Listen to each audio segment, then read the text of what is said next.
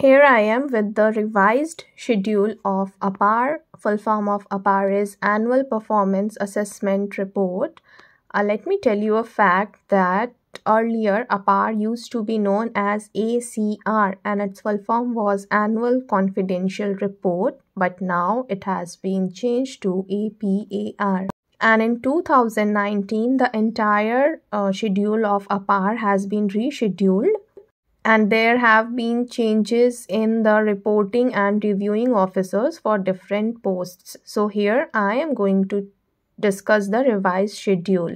It all begins by 15th May. On 15th May, the blank APARs booklet are distributed among all the employees, and the employees have to write their self-appraisal and then they have to submit it by 30th June to their reporting officer. अब turn आती है reporting officer की। वो appraisal लिखते हैं, उनके पास time होता है एग्जैक्टली 1 मंथ का। So by 31st July they have to complete their task of writing the appraisal report and the reporting officer has to submit it to the reviewing officer.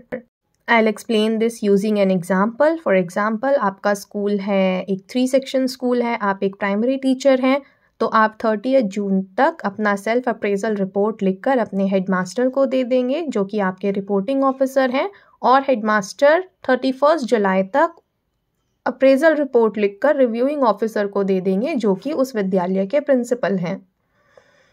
Now it's the turn off reviewing officer. Reviewing officer के पास फिर से 1 month का time होता है, यानी कि bye 31 अगस्त उनको वो रिपोर्ट जो है उसको कंप्लीट करना है।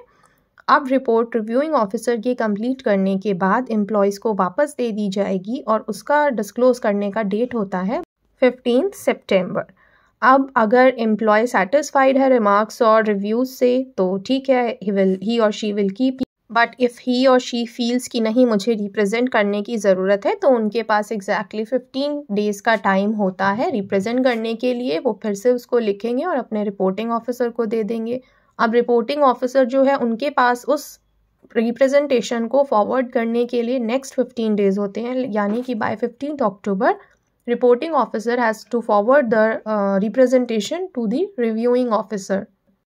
Now the reviewing officer gets a time of लगभग 1 month to dispose of the representation, उसको डील करना, देखना और उसको डिस्पोज कर देना। सो बाय 15 नवंबर इसका डिस्पोजल हो जाता है और with in the next 15 days यानी बाय 30 नवंबर जो भी रिप्रेजेंटेशन पर डिसीजन लिया गया है वो एम्प्लॉय को कम्युनिकेट कर दिया जाता है।